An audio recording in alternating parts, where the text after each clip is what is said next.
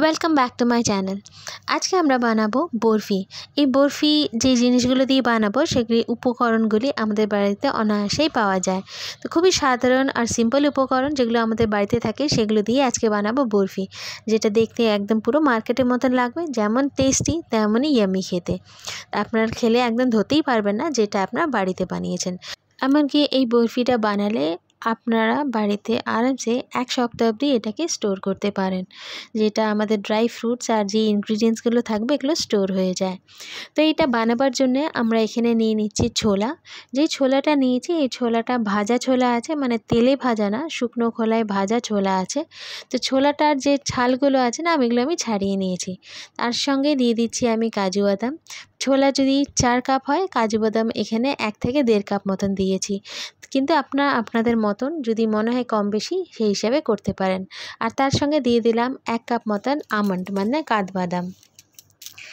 আর এই আমন্ড আর কাঠবাদাম এগুলো চাইলে আপনারা হালকা ড্রাই রোস্ট করে নিতে পারেন। এর সঙ্গে আমি দিয়ে দিচ্ছি চিড়ে। চিড়েটাও আমি হালকা ভেজে নিয়েছি, শুকনো খোলায় ভেজে নিয়েছি, একদম মুচমুচে আছে চিড়েটা। চিড়েটাও আমি এর মধ্যে দিয়ে দিলাম। চিড়ের পরিমাপ হচ্ছে 1 থেকে 1.5 কাপের মতন। তো এই সব উপকরণগুলি আমি একত্রে নিয়ে নিচ্ছি। আর এরই সঙ্গে এখানে আমি দিয়ে দেবো জয়ফল। জয়ফলটা দিলে মিষ্টি কোনো উপকরণে জয়ফল দিলে খুবই টেস্টি আর ক্ষীরের মতন একটা টেস্ট আসে, যেটা খেতে খুবই ভালো লাগে। তার সঙ্গে আমি দিয়ে দিচ্ছি ছোটো এলাচ। এখানে আমি 4টেই দিলাম, আপনারা চাইলে 5-6টা অবধি দিতে পারেন। তো এলাচগুলো মাঝখান থেকে আমি ভেঙেই দিলাম। এইবার এই সব উপকরণগুলি একসঙ্গে নিয়ে আমি গ্রাইন্ড করব, কিন্তু তার মধ্যে আমি এবার দিয়ে দেবো আগে চিনি। চিনিটা নিজের আন্দাজ মতনই দেবেন। আমি এখানে 1 বাটি মতন দিলাম। চিনি আমরা একটু কম খাই তাই একটু কমই দিলাম।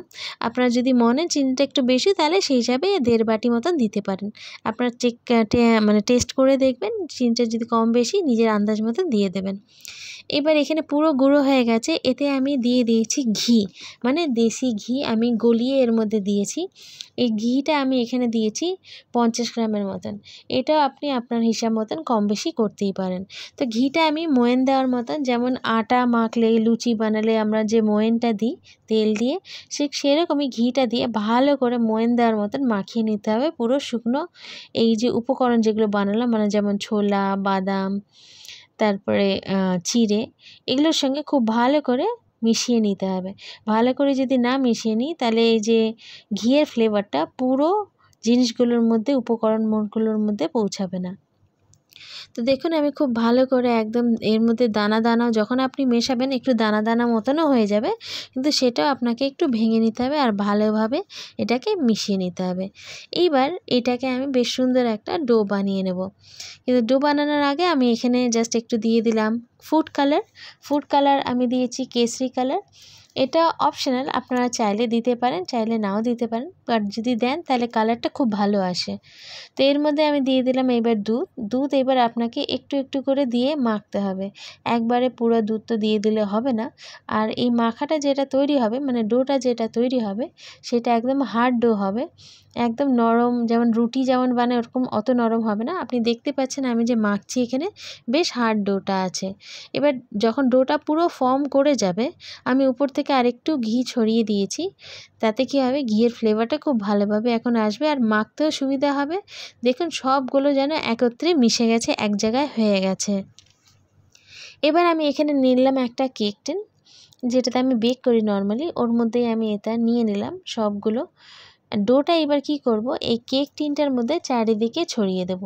আমি এখানে স্কোয়ার কেক টিন নিয়েছি, আপনারা চাইলে এখানে গোল কিংবা অন্যান্য শেপেও নিতে পারেন। মোট কথা হচ্ছে এটাকে একটা শেপ দেওয়া নিয়ে কথা। তো সেটার জন্যে আমি চারিদিকে ভালো করে ছড়িয়ে দিলাম। হ্যাঁ, আপনাকে একটু ভালো করেই চেপেই ছড়াতে হবে, নাহলে কী হবে নিচের জায়গা কোনো একটা হয়তো ফাঁকা থেকে যাবে, যেটা দেখতে ভালো লাগবে না। তো এটা ভালো করেই চারিদিকে আপনাকে আস্তে ছড়িয়ে দিতে হবে। যখন এটা উপকরণটা পুরোভাবে চারিদিকে যখন ছড়ানো হয়ে যাবে, তারপরে আমি একটা এখানে দেখতে পাচ্ছেন একটা খুন্তি নিয়ে নিয়েছি, যেটা একদম ফ্ল্যাট খুন্তির সাহায্যে এটাকে পুরোটাকে না আস্তে চেপে প্লেন করে নেব। প্লেনটা কিন্তু অত সহজে অত হবে না, কারণ এই যে ডোটা যেটা আছে ওটা অত নরম না যে একবার চাপ দিলে এটা প্লেন হয়ে যাবে, একটু শক্ত আছে, তাই আপনাকে একটু চেপেই করতে হবে। আপনার কাছে যদি প্লেন ফ্ল্যাট খুন্তি না থাকে, যদি ছুরি থাকে তাহলে সেটা দিয়েও করতে পারেন, কিংবা স্পুন দিয়ে, যেটা আপনার সুবিধা হবে আপনি সেইভাবেই করতে পারেন, সেরকম কোনো ব্যাপার নেই। মোট কথা উপরেরটা প্লেন একদম স্মুথ হওয়া নিয়ে কথা। তা আমি এটাকে বেশ সুন্দর করে চারিদিক দিয়ে উপর নিচ যেখানে হয়ে গেছে সেগুলো একদম টেনে টেনে একদম পুরো প্লেন করে দিলাম। দেখুন এখানে অলমোস্ট এখন আমার প্লেন হয়ে এসছে। এইবার এর উপর দিয়ে আমি ছড়িয়ে দেবো ড্রাই ফ্রুটস। ড্রাই ফ্রুটসের মধ্যে আমি এখানে দিয়েছি কাজু বাদাম, কাঠবাদাম, সানফ্লাওয়ার সিডস, তারপরে কুমড়োর দানা, আর আমি এগুলো একটু ভাজা তিলও দিয়েছি। এই কটাই আমার কাছে ছিল, আমি তাই এগুলো দিয়েছি। আপনার কাছে যদি পেস্তাও আপনি দিতে চান, সেটা ড্রাই ফ্রুটস আপনার ইচ্ছা মতন যেরকম আপনি চাইছেন সেরকমভাবে দিতে পারেন।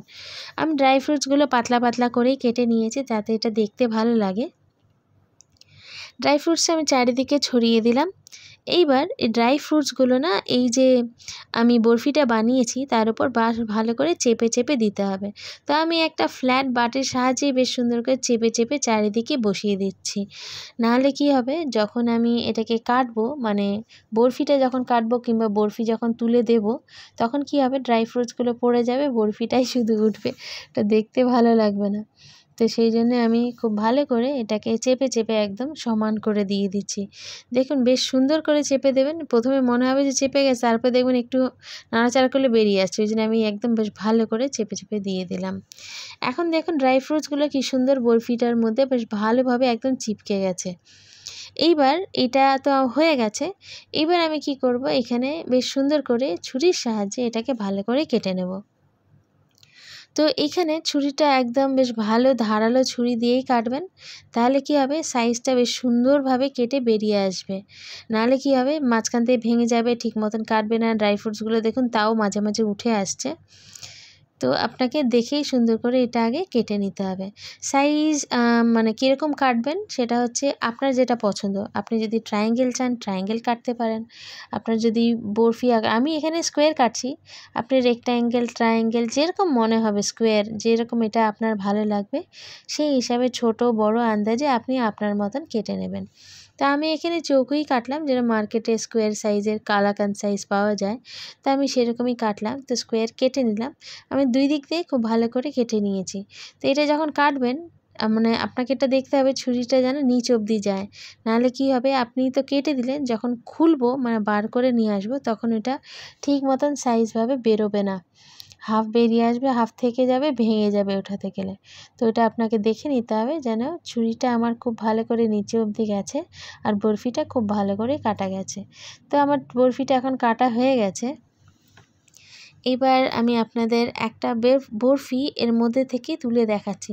আপনারা চাইলে কিছুক্ষণ এটা রেস্টে দিতে পারেন, রেস্টে দিয়ে আধ ঘন্টা ঠান্ডা করে নেওয়ার পরে, মানে জমে যখন যাবে, ঠান্ডা কেটে তো কিছু করা নেই, গরম তো নয়, ঠান্ডাই আছে, এটাকে কিছুক্ষণ রেস্টে দিয়ে যদি কাটেন তা সেটা করলেও করতে পারেন। আমি এটা সঙ্গে সঙ্গেই কাটলাম। তো আমার সবগুলো কাটা হয়ে গেছে। এইবার এর মধ্যে থেকে একটা তুলে আপনাদের দেখাচ্ছি যে এটা কত সুন্দর হয়েছে। তো কাটবার আগে সাইড দিয়ে দেখুন, আমি আবার সাইড দিয়ে আবার একটু খুন্তিটা, মানে ফ্ল্যাট খুন্তিটা একটু সাইড দিয়ে চালিয়ে নিলাম, যাতে এটা ডিমোল্ড হতে খুব তাড়াতাড়ি সুবিধা হয়। তো এরকম করে একটা একটা করে সব বরফিগুলো আপনাকে বার করে নিতে হবে। তো আজকে রেসিপি এই যে বরফি, মানে ছোলার ডালের যে বরফি, ছোলার বরফি বানালাম। আপনাদের কেমন লাগলো আমাকে কমেন্ট করে জানাতে একদমই ভুলবেন না। ভালো লাগলে নিশ্চয়ই আপনি ফ্রেন্ডস অ্যান্ড ফ্যামিলির সঙ্গে শেয়ার করবেন। আর যারা নতুন দেখছেন প্লিজ লাইক অ্যান্ড সাবস্ক্রাইব, যাতে যখনই আমি কোনো নতুন রেসিপি বানাই আপনার কাছে সবচেয়ে আগে পৌঁছায়। আর আজকের জন্য এখানেই রাখছি। আবার দেখা হবে নতুন অ্যান্ড সিম্পল রেসিপি নিয়ে, যাতে আপনারাও আপনাদের বাড়িতে এইভাবেই বানাতে পারেন। তো আজকে রাখলাম, আবার দেখা হবে। বা till then bye bye and take care.